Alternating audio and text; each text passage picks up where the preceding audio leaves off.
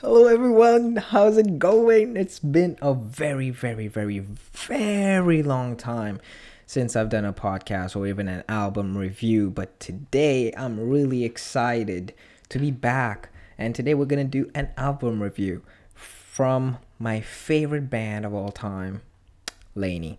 So, they just released an album called GGBBXX. We're gonna get into it. First of all, I'm just gonna give you like an overall view of the band, who is in the band, who is not in the band, and what they have been doing and how I really got into Laney. So let's start. Laney, first of all, consists of three members, usually the lead singer, Paul Klein. The second is the drummer, Jake Goss, and there is a guitarist slash sound engineer whose name is Les Priest, if I'm not mistaken. Yeah. So I got really into Laney when I came to Canada. When I first moved to Canada like 2 years ago, that's where I discovered Laney because I was listening to a lot of Love at that time, and Love made a song about with Laney called Mean It. I listened to it, really loved it, and then YouTube algorithm hit and listened to my first song of Laney called Thick and Thin. At that time, I was going through a breakup, and Thick and Thin hit me like bricks, I would say. Then I was like, you know what? Yeah, it's a really good song. I really like it. I keep listening to it all the time. That I even stopped listening to Love and I kept listening to Laney for months. And I was like, you know what? I'm just going to give it a shot. I'm going to listen to the first album and I'm going to listen to the second album. They had two and a few EPs before they blew off. So I listened to the first album, blown away because it was not my type of pop music I was listening to. Laney is more of a dream pop, indie pop rock. I mean rock, it's subjective at this point, but it is mostly a dream indie pop band for me. And that first album was kind of like trying to find their own sound and was mainly about, I mean, Laney has always sung about relationships and nothing more than that. Mostly it's usually about relationships, and I kind of understand why they write about relationships because Paul Klein's inspiration when he grew up before becoming a musician was John Mayer, and John Mayer does the same thing, so you kind of see the pattern. So I listened to Malibu Nights. I was really impressed by the first one because it had one of the most catchiest songs that I know on my first listens of songs like Good Girls or Super Far, which was, for me, it's like it is really well written. It is like the perfect pop song, if you tell me. But if you listen to Malibu Nights, and at that time, remember, I was going through a breakup, and Malibu Nights was all about breakup. It was like 6 or 7 songs, if I'm not mistaken. And it was mainly Paul Klein dealing with his breakup with Dua Lipa. And it really spoke to me in ways that Malibu Nights was just like healing for me, especially because it spoke from a breakup perspective from a guy and what he goes through, and knowing that okay, it doesn't feel right now, but it is going to be okay, and it is one of the most perfect heartbreak albums of all time, if you ask me. But last year, COVID happened, if you guys still remember. I mean, we're still in COVID period, I would say. But they released their third album called Mama's Boy. And they said it broke their hearts making Malibu Nights, but it broke their backs making Mama's Boy, which was their third album.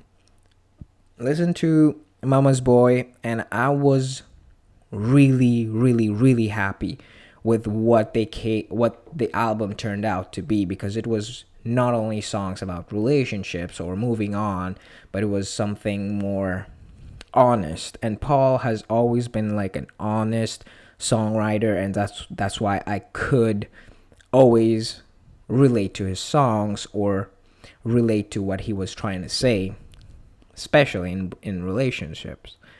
So after Mama's Boy, I gotta say, I was on the fence.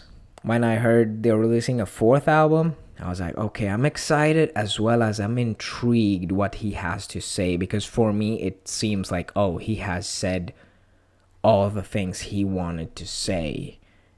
And today the album came out like maybe 12 hours ago, and I just came from work, listened to the album like on my way to work and on my way back, to get a really good glimpse to explain to you what the new album has been talking about.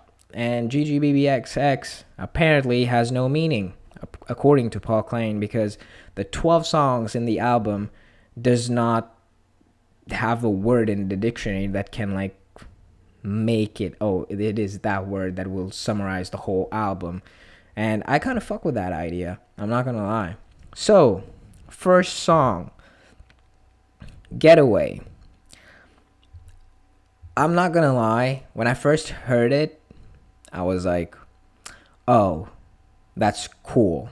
It's the first time I see, it's not the first time, but it is a typical Laney song where they're serenading a girl or the girl they love.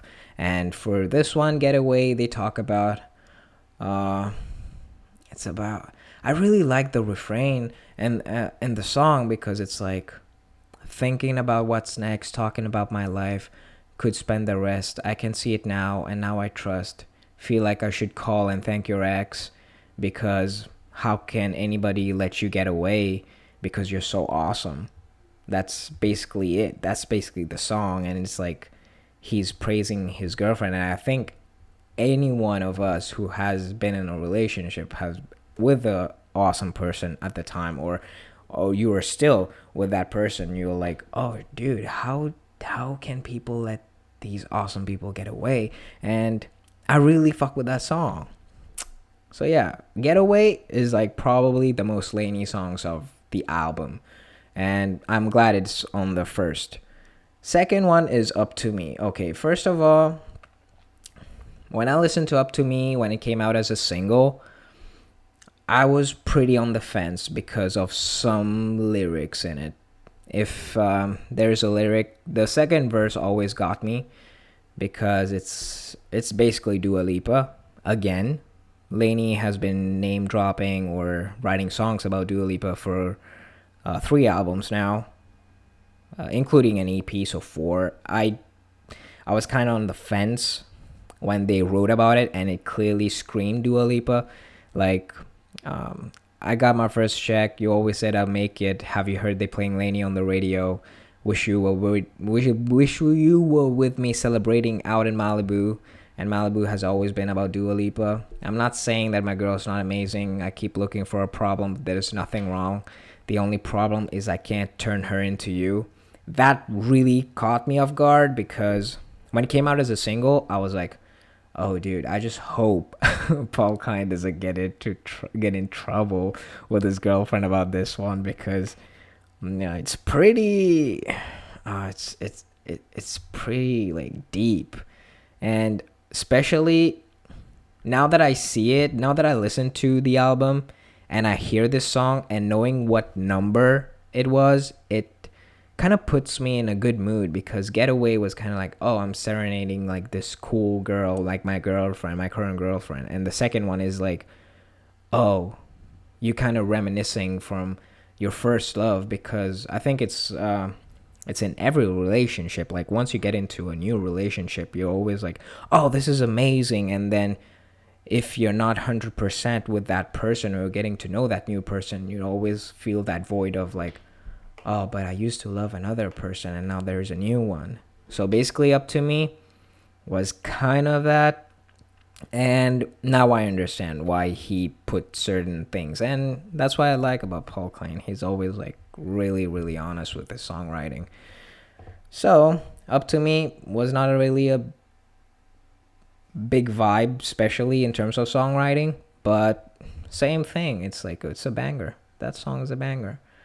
Third song, Nevermind, Let's Break Up. It is basically a breakup anthem from a toxic relationship, and you can see Paul trying to rap mostly. It is kind of like going back to his roots, I would say, from the EP, like the songs Walk Away or even Bad. It was the chorus kind of feels like that. Like, you pick another fight, trying to find another thing wrong with us. I was down to let it slide, 'cause you get a little mean when you drink too much. Girl, can you name a time I didn't go and get you everything you want? Thought about giving you one more chance. Never mind, let's break up.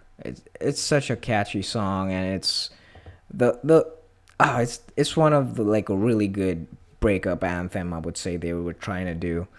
And same thing, song is a banger, came out as a single. Really, it was not my instant love, I would say, from all the singles, but it was definitely a catchy one. That it's like a slow burner. Like, you once you listen to it a lot, that's when you like it the most. So yeah. Fourth song, DNA. Same thing, DNA, Serenade, Laney, and a perfect romantic song to play for anyone. Uh, I don't have any words. I listened to the demo. The demo has like an acoustic sound to it, which is like really cool. Now that I listen to the album, they made it very Laney-ish, I would say. And I like both versions, but I would still go for the demo version rather than this one. But the more I think I'm gonna listen to the new version, I'll like it more. But same thing, lyrics wise, it's dope. 5 is Rollover Baby. When Rollover Baby came out, I really liked the synth piano that goes on with the song. And it is, for me, it is like Rollover Baby is kind of like Come Back to Bed by John Mayer, but in a very, very simple way. It's kind of like, oh, you're fighting with someone, but you, it's basically asking them, oh, I know tomorrow will be fine, but I want you tonight, so just roll over. How can you fall asleep when you feel like this? So come on, let me hold you instead. Roll over, baby. Kind of thing. It's like, oh, roll over, baby is kind of like, oh, dude, I think everybody has been that way. Like, how can you sleep after having a big fight or something like that? But yeah, roll over, baby fits pretty well. Now, sixth song called Live It Down. Same thing. It is kind of like I would say like a sequel to Mama's Boy for a lot of songs like Sharing You, Anything for You. So Live It Down is kind of like, oh, I'll be the one who will be by your side no matter what happens. And I really like the chorus in it, especially not the chorus, the pre-chorus. Like, people make rockets, they go to the moon. People make mistakes too. So whatever you do, know that I'll still be here. If the world shuts you out, I'm not gonna run. If you mess it up, I'll be the one. Be the first to let you live it down. So really, really cool song. And seventh on the list, Dancing in the Kitchen, the first single Laney released. And since I got off of social media, I don't really know when music comes out. So whenever I'm just scrolling around and on YouTube and just surfing, I would pop. It would always Laney would always have a post popped up saying like, "Oh, we're dropping a music soon," and I'm always like, "Oh shit!" I get this.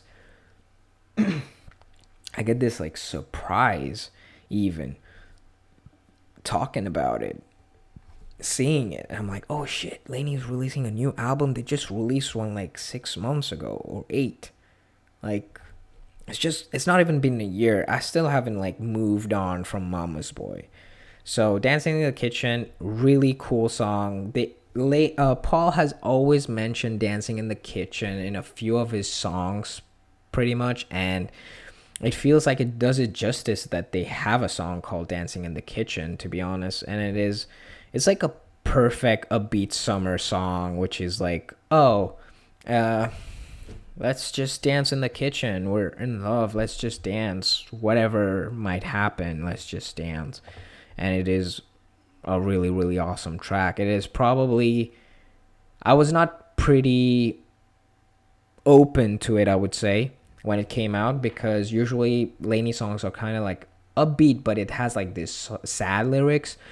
But Dancing in the Kitchen had like a very happy mood to it, and I was still like kind of adjusting from the feel, because Paul has never made much happy songs, or ever, I think. I don't know.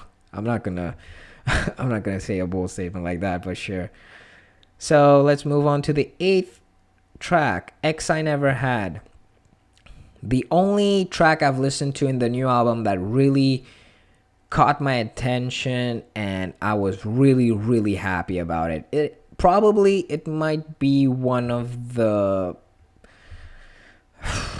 songs that really make it like really successful. It is not my favorite, but it is one of my favorites because it speaks about guys mainly. It is about, oh, there's two sides to the same story, and yeah, we were just living together, and you were not my boyfriend, I was not your girlfriend, kind of thing. And yeah, nothing happened, but we were cool, but you are saying a lot of bad stuff about me, so why you acting like an ex I never had? I really thought that song was like really, really clever. Yeah, I think it's gonna be one of the most successful songs of the album, in my opinion.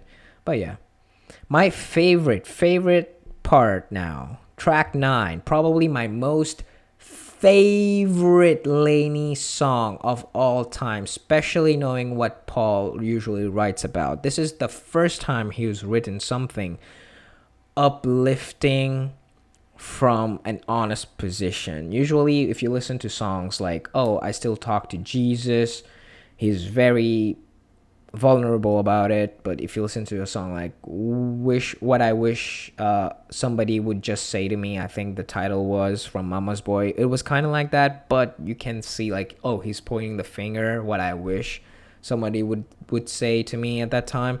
But Somewhere is the song where he's just saying, hey, he's been searching for everything, for something, but never got anything. I give everything but end up with nothing. I only hurt myself to please everybody else. So I can't keep going like this. So I'm learning how to live without needing anyone. Rolling with the wind, trying to leave it all behind me. But it feels like he's getting somewhere, and I think that is the most uplifting song Paul has written on any record. So for me, Somewhere, my favorite of the whole album, because I vibe with that. So, track 10, Careless. Awesome fucking song. As always, it is about just not giving a fuck, about caring less. Like, oh, yeah, I'm not gonna talk about love. I'm tired of giving all. I'm tired of telling how I feel. I gotta change, and I don't mind if you don't like it. So I'm just gonna do whatever and care a bit less. I'm just gonna do whatever I want to do. Basically, that's kind of the song. Track 11, Till I Don't, is actually the song where Dancing in the Kitchen came about, because Paul said when he was writing this song Till I Don't and recording it, and he said the chorus, I think he was talking about flying up until the end, swear to God I'll be in it, fly around the world just to dance in the kitchen. And the producer was like, oh, we gotta write a song called Dancing in the Kitchen. And that was the first time Paul wrote 2 songs in a day. And Till I Don't, is one of the best songs on the record. Besides Somewhere, besides X I Never Had, Nevermind, Let's Break Up, Roll Over Baby, Live It Down. It's perfect song. And last song about that album called 1 Minute Left to Live. 1 Minute Left to Live is kind of like him.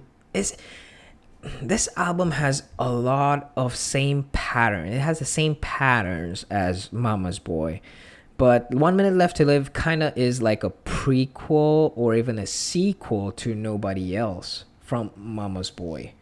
Yeah, I would say it like that because even like if you listen to Mama's Boy, you have songs that are mainly acoustic a few times, which was that was the first time they were doing something like that. And when you listen to 1 Minute Left to Live, it really, really screams like, oh, it's kind of like a Nobody Else kind of thing they were doing to end the album. And I think it is one of the most coolest songs they've ever written. So yeah, that's it. 12 track, 20 minutes. Let's go.